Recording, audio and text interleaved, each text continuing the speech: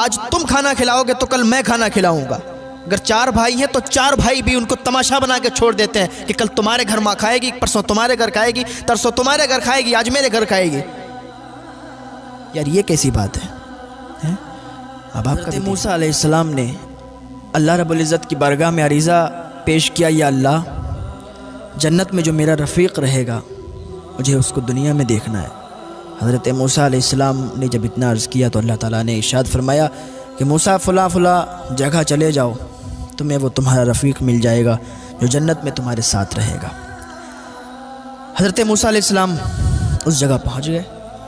वो एक कसाब था, कसाब की दुकान पर पहुँचे, पता वहीं का बताया गया था। हज़रत मूसा अलैहिस्सलाम ने जब देखा ये कसाब, ये जन्नत में मेरा रफ़ीक है, ये मेरे साथ रहेगा, हज़रत मूसा अलैहिस्सलाम ने उससे फरमाया कि आज की रात मैं आपके यहाँ मेहमान बनना चाहता हूँ, आपके यहाँ मेहमानी के तौर पर रहना चाहता हूँ। तो उसने कहा अच्छा ठीक है, आप हमारे यहाँ मेहमान रह सकते हैं, कोई बात नहीं है। शाम को जब कसाब घर पे आया तो हज़रत मूसा अलैहिस्सलाम भी उसके साथ घर पे आए। खाना तैयार किया गया। हज़रत मूसा अलैहिस्सलाम से उस कसाब ने कहा कि आप थोड़ा इंतज़ार करें, या तो आप खाना पहले ही खा लें, और अगर आप मेरे साथ खाना चाहते हैं तो थोड़ा सा इंतज़ार करें, क्योंकि एक मेरी बूढ़ी माँ है, मैं पहले उसको खाना खिलाता हूँ और जब खाना खिला देता हूँ उसके बाद खाना खाता हूँ। हज़रत मूसा अलैहिस्सलाम ने कहा ठीक है, आप पहले खाना अपनी माँ को खिला दें, उसके बाद आपके साथ मैं खाना खाऊँगा, साथ में ही खाना खाएँगे। उसने कहा ठीक है। वो कसाब उठा और माँ के पास गया, माँ के पास बैठा। पहले वो अपने मुंह में रोटी चबाता था, जो खूब चबा लेता था, उसके बाद वो रोटी जो मुंह से निकालता था सालन में डालता था और अपनी माँ के मुंह में रख देता था, क्योंकि उसकी माँ के मुंह में दांत नहीं थे। उसकी माँ इतनी ज़ईफ़, इतनी बूढ़ी थी कि उसको दिखता भी नहीं था, उसके दांत भी नहीं थे, चल भी नहीं सकती थी। वो कसाब रोज़ इसी तरह से अपने माँ को खाना खिलाता था। आज के भी बच्चे हैं, आज की भी जनरेशन है, माँ अगर बुलाए तो बच्चे आते नहीं हैं, माँ अगर डांट दे तो बच्चे थप्पड़ मार देते हैं। अल्लाह से डरो, अल्लाह के हुजूर भी हाज़िरी देना है। माँ बाप को उफ भी मत कहना। आज आप अपने माँ बाप को सताते हैं, अपने माँ बाप को तकलीफ़ पहुँचाते हैं, अपने माँ बाप को थप्पड़ मारते हैं। अपने माँ बाप को, एक इंसान ने अपनी माँ को जूते मार दिए थे, वो मैंने बयान किया था, जूते मार दिए थे। उसकी माँ रोने लगी, उसने अल्लाह की बारगाह में हाथ उठा दिए, मौला मेरे बेटे ने मुझे जलील किया है, जूते मारे हैं, या अल्लाह इसको जलील कर दो, इसको भी जलील करना। इसने एक माँ का दिल दुखाया है। उसने 4-5 दिन रोटी नहीं खाई थी और भूख की हालत में ही मर गई थी। तो अल्लाह ने उसको ऐसा दिखाया कि उसका पैर सड़ गया था, पैर रोता था, चीखता था, रास्ते में लोग उस पर लानत भेजते थे, माँ का गुस्ताख बेटा है। आज अल्लाह की लानत है इस पर कि इसका पैर सड़ गया और पैर में कीड़े पड़ गए, इसलिए क्योंकि उसने अपनी माँ को जूता मारा था। बच्चे जब नेक होते हैं तो माँ बाप का सहारा बनते हैं, और वो माँ बाप अपने बच्चों को दुआएं देते हैं, और उन्हीं की दुआओं से वो बच्चे एक दिन इतना ऊंचा जाते हैं, इतने बड़े बन जाते हैं कि दुनिया उन्हें सलाम करने पर मजबूर हो जाती है, दुनिया उनकी तारीफ़ करने पर मजबूर हो जाती है।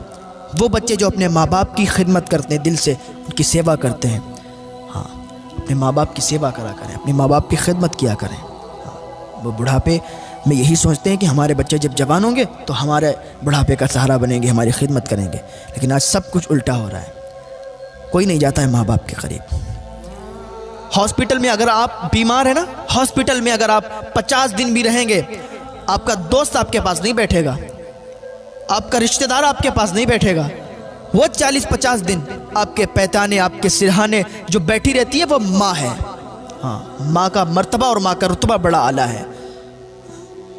माँ बैठी रहती है, कोई दोस्त, कोई अहबाब, कोई रिश्तेदार आपके पास हर वक्त 24 घंटे नहीं बैठेंगे, लेकिन एक माँ है जो आपके चारपाई के करीब 24 घंटे बैठी रहती है। जब तक आप खाना नहीं खाते हो ना, आपकी माँ, आपके बाबा खाना नहीं खाते हैं। हाँ, ये माँ और बाप की मोहब्बत है अपने बच्चों के लिए। बच्चों को भी समझना चाहिए, बच्चों को भी, कि कि देखना चाहिए कि यार हमें भी अपने माँ बाप का सहारा बनना चाहिए। वो फ़ख्र करते होते हैं, अगर किसी का बेटा ऊंचे ओहदे पे चले जाते हैं ना, तो माँ बाप फ़ख्र से कहते हैं ये मेरा बेटा है, ये मेरा बेटा है। लेकिन वही बेटा अगर माँ बाप के मुंह पे तमाचा मार दे, माँ बाप को जलील कर दे, रुस्वा कर दे, तो फिर उनके दिल पे क्या गुजरती है, कलेजे हिल जाते हैं उनके। अभी तक जो बच्चा गरीब है, कोई काम धंधा नहीं है उसके पास, और अगर एकदम अल्लाह ने उसे इतनी इज्जतों से नवाज दिया, इतना ऊंचा, इतना बुलंद मकाम उसे दे दिया, तो आगे चल के वो अपने गरीब बाप को भूल जाता है। अगर उसके दोस्तों के सामने उसके गरीब बाप आ जाए तो अपने बाप को बाप होने से इनकार कर देता है। लोग पूछते कि ये आपके वालिद है, कि ये आपके बाप है? कह देता नहीं नहीं, ये मेरे बाप नहीं है। अगर कोई रिक्शा चलाता है और उसका बेटा एक ऊंची पोस्ट पर चला गया है, ऊंचे ओहदे पर चला गया है, और कभी ऐसा हो कि वो रिक्शा चालक, वो बाप अपने बेटे को कहीं मिल जाए और उसके बेटे के साथ उसके कई दोस्त भी हों, तो बेटा यही कहता है कि ये जो रिक्शा चला रहा है ये मेरा बाप नहीं है।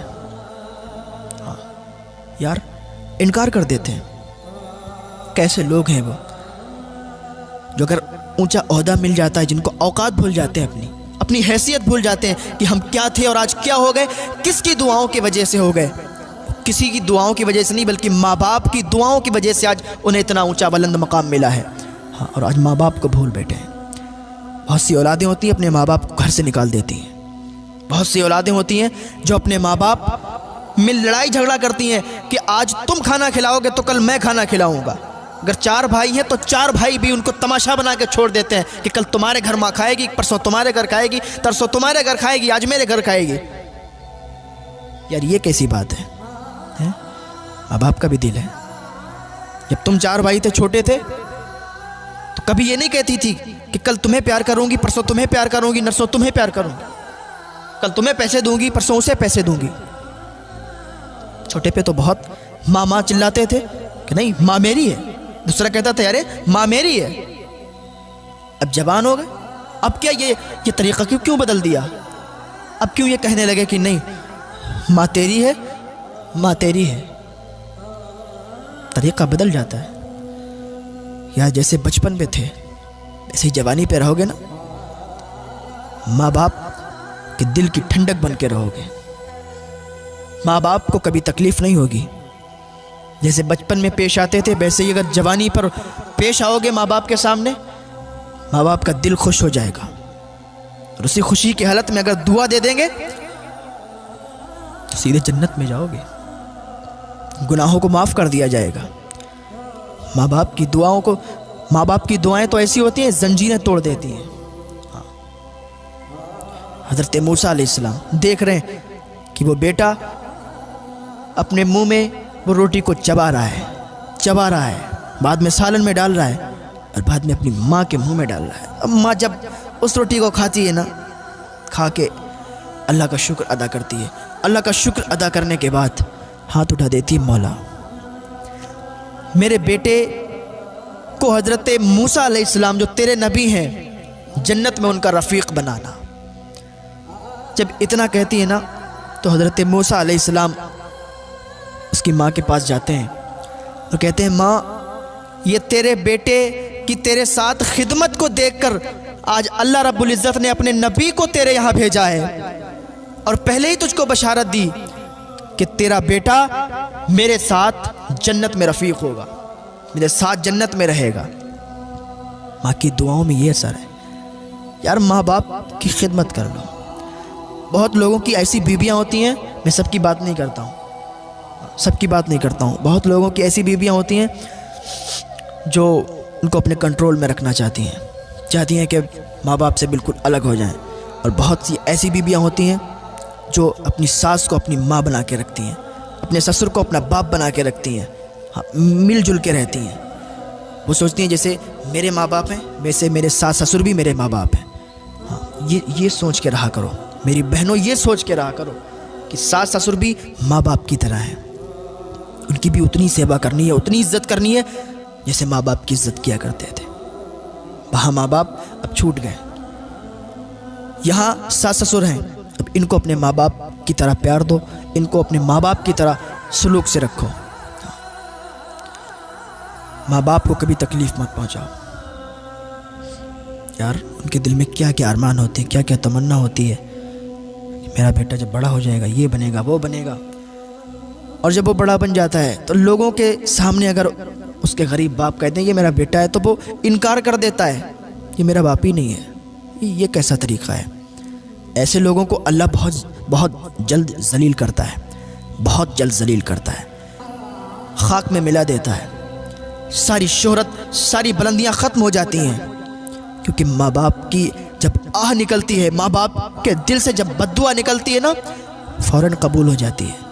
माँ बाप की दुआएं फ़ौरन कबूल हो जाती हैं, माँ बाप की बद्दुआएं भी फ़ौरन कबूल हो जाती हैं। 3 लोगों की दुआएं कबूल हो जाती हैं फ़ौरन।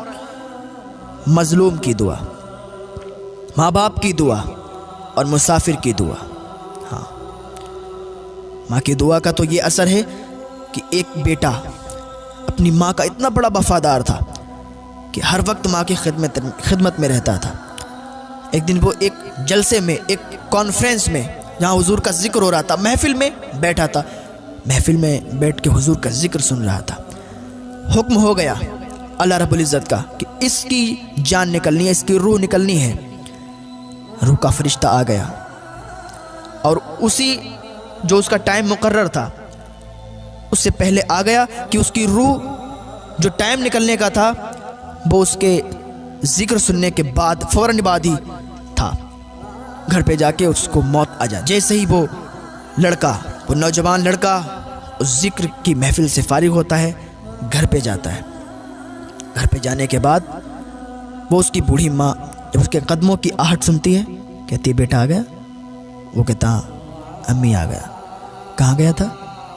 वो ज़िक्र रसूल, ज़िक्र हबीब, ज़िक्र औलिया। अम्मी एक प्रोग्राम में गया था, एक जलसे में गया था। अच्छा बेटा मुझे प्यास लगी है, मुझे पानी ला दे, मुझे बहुत देर से प्यास लगी है, यहाँ कोई था नहीं तो मैं किससे मंगाती? तू मेरा बेटा है, आज तू मेरा बेटा है, तू मुझे पानी ला दे। उसका बेटा गया, दौड़ के जाने के बाद पानी लिया गिलास में, माँ के पास आया, पानी दिया। माँ ने पानी पिया और पानी पीने के बाद अल्लाह की बारगाह में हाथ उठा दिए, या अल्लाह ये मेरा एक ही बेटा है जो मेरे बुढ़ापे का सहारा है, या अल्लाह तू इसे लंबी उम्र अता फरमा दे। जब उसने ये दुआ की ना उसकी माँ ने, तो अल्लाह का फ़ौरन हुक्म आ गया रूह के फरिश्ते को कि वापस चले आओ, अब इसकी रूह नहीं निकालनी है, अब इसकी रूह कब्ज़ नहीं करनी है, अब इसको मौत नहीं देनी है।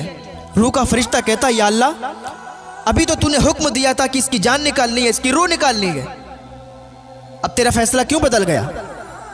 अल्लाह फरमाता तुम्हें मालूम नहीं इसकी माँ ने हाथ उठाए गए, इसकी माँ ने दुआ की है। और जब कोई माँ, जब कोई बाप दुआ करता है उसकी दुआ फ़ौरन कबूल कर लेता हूँ। हाँ, उसकी माँ ने उसके लिए दुआ की, उसकी जान निकलने वाली थी, रूह निकलने वाली थी, लेकिन जैसे ही माँ ने हाथ उठाए ना उसकी ज़िंदगी में इजाफा हो गया, उसकी ज़िंदगी बढ़ गई। तो माँ की दुआओं में ये असर है। हाँ, माँ दुआ कर दे, अगर मौत आने वाली हो तो मौत भी चली जाती है, ज़िंदगी में तब्दील हो जाती है। हज़रत बायज़ीद बुस्तामी फरमाते हैं कि मुझे ये मनसब ऐसे ही नहीं मिल गया, मुझे विलायत ऐसे ही नहीं मिल गई, माँ की खिदमत में रहा हूँ, माँ ने दुआएं की हैं मेरे लिए। हज़रत बायज़ीद बुस्तामी, विलायत की कई मंजिलें होती हैं। आप जंगलों में निकल गए थे, जंगलों में 40 साल तक आप जंगलों में रहे, 40 साल तक आप जंगलों में इबादत करते रहे। 40 साल हो गए, आपने सोचा आप एक जंगल को तब्दील करके दूसरे जंगल में चले जाऊं, क्योंकि आप कुछ दिन कहीं इस तरीके से इबादत किया करते थे, जंगलों को तब्दील करते रहते थे। जंगल को तब्दील कर रहे थे तो देखा कि रास्ते में उनका गांव आ गया। जब रास्ते में उनका गांव पड़ा, सोचा माँ से मुलाकात कर लूँ। 40 साल के बाद, माँ तो माँ होती है, 40 साल के बाद अपने घर के दरवाजे पर गए। जाने के बाद दरवाज़ा खटखटाना चाह रहे थे, रुक गए। नहीं, मेरी माँ सोती होगी, अभी मैं दरवाज़ा नहीं खटखटाऊँगा। अगर दरवाज़ा खटखटाऊँगा माँ की नींद में खलल हो जाएगा, और माँ की नींद में खलल हो गया कहीं माँ बद्दुआ ना कर दे। दरवाज़ा नहीं खटखटाया। 40 साल से घर से दूर हैं, माँ को देखा नहीं, माँ ने उनको नहीं देखा, बैठे हैं दरवाजे पर। जब फजर का टाइम हुआ ना, फजर का वक्त हुआ, बायजीद बुस्तामी ने देखा कि नाली से पानी बह रहा है। जैसे ही नाली से पानी बहा ना, उन्होंने उठ के दरवाज़ा खटखटाया, और जब दरवाज़ा खटखटाया अंदर से आवाज़ आई, भाईजीद मैं आती हूँ। भाईजीद मैं दरवाज़ा खोलती हूँ। 40 साल से मुलाकात नहीं हुई थी, लेकिन माँ तो माँ है, आहट से पहचान जाती है कि मेरा बेटा आया है। 40 साल के बाद दरवाज़ा खुला, जैसे ही अंदर गए माँ ने सीने से लगा लिया, बेटा अल्लाह की इबादत करने के लिए जंगलों में गया था, 40 साल से तू बाहर है, तू विलायत की जिस मंजिल को पाने के लिए गया था, क्या तुझे वो मंजिल मिली? बायजीद बुस्तामी अर्ज़ करते, अम्मी जान 40 साल हो गए, मुझे विलायत की वो मंजिल नहीं मिली। 40 साल से मैं अल्लाह की इबादत कर रहा हूँ, जंगलों को तब्दील करता हूँ, इबादत करता हूँ, लेकिन 40 साल से मुझे वो विलायत नहीं मिली। अल्लाह की बारगाह में बायजीद बुस्तामी की अम्मी ने हाथ उठा दिए, मौला मेरा बेटा 40 साल से तेरी इबादत कर रहा है, लेकिन उसको वो मंजिल नहीं मिली। या अल्लाह मेरे बेटे को वो मंजिल अता फरमा दे, या अल्लाह मेरे बेटे को विलायत की वो मंजिल अता फरमा दे। माँ ने जैसे ही हाथ उठाए ना, जैसे ही हाथ उठाए, अल्लाह रब्बुल इज़्ज़त ने फ़ौरन ही विलायत की वो मंजिल अता फरमा दी। हज़रत बायजीद बुस्तामी फरमाते हैं, जो 40 साल तक मेरे जंगलों में अल्लाह की इबादत करके जो विलायत की मंजिल हासिल नहीं कर पाई थी, माँ की एक दुआ के सदक़े में मुझे विलायत की वो मंजिल अल्लाह ताला ने अता कर दी। माँ की दुआओं में ये असर है प्यार। माँ बाप की सेवा करें, दिल से उनको माने तो सही, उनसे दुआ के लिए कहें तो सही। आप तो कभी दुआ के लिए कहते ही नहीं हैं। पीरों की चौखट पर जाने की ज़रूरत नहीं पड़ेगी, जाएं, मना नहीं करता हूँ, लेकिन पहले माँ बाप की दुआएं लें, माँ बाप को राज़ी करें, फिर आप पीरों की चौखट पर जाएं। अगर माँ बाप नाराज़ हैं और तुम दरगाहों पर जा रहे हो, चादर और फूल चढ़ा रहे हो, तुम्हारी कोई मुराद, कोई तमन्ना पूरी होने वाली नहीं है। ज़िंदगी भर पीरों की चौखट पर पड़े पड़े मर जाओ। अगर माँ बाप नाराज़ हैं तो कोई दुआ तुम्हारी कबूल नहीं होगी। हाँ, अगर माँ बाप राज़ी हैं तो माँ बाप की दुआओं के सदक़े से तुम्हें अल्लाह ताला वो मंजिल अता फरमा देगा, वो कामयाबियाँ अता फरमा देगा जो तुम तलाश कर रहे हो। पहले माँ बाप के दिल को सुकून पहुँचाओ, माँ बाप को राज़ी करके तो देखो, माँ बाप को राज़ी करो, उनसे दुआएं तो लो, वो दुआ कर देंगे, तुम्हारे सारे बिगड़े काम दूर हो जाएंगे। हाँ, सारे बिगड़े काम बन जाएंगे। आज तुम जो कहते हो ना कि हमारे घर में बरकतें नहीं होती हैं, हमारे घर में ये है वो है, अगर आपके माँ बाप ज़िंदा हैं तो अपने माँ बाप से अपने लिए दुआ करवाओ। कारोबार नहीं चल रहे हैं, अगर माँ ज़िंदा है और बाप ज़िंदा हैं तो माँ बाप से अपने लिए दुआ करवाओ, देखो तो फिर कारोबार में बरकतें कैसी होती हैं। लेकिन आज क्या है, माँ बाप बैठे हुए हैं, बेटे को कोई फिक्र ही नहीं है। छोटे पर जब बाप घर पे आता था ना, फल फ्रूट लाता था, कभी सेब ले आए, कभी अनार ले आए, कभी कुछ ले आए, कभी कुछ ले आए। इसलिए मेरा बच्चा देखेगा मुझे तो कहेगा अब्बू आज कुछ लाए नहीं, तो मुझे बर्दाश्त नहीं होगा, तो इसलिए वो कुछ ना कुछ लाते थे। आज माँ बाप बूढ़े हो गए, तुम जवान हो गए, तुम्हारे अंदर ताकत आ गई,